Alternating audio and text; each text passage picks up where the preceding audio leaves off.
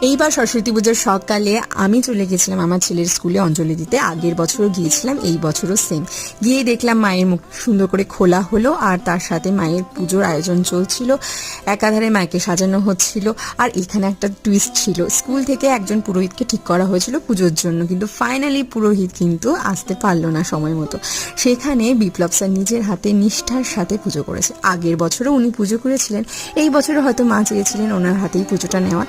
তো ফাইনালি উনি পুজোটা খুব সুন্দর করে কমপ্লিট করলেন। বিপ্লব স্যার, পল্লব স্যার দুজনেই এই যে পুরো সরস্বতী পুজোর অনুষ্ঠানটা এত সুন্দর করে অ্যারেঞ্জ করেছিল কি বলবো।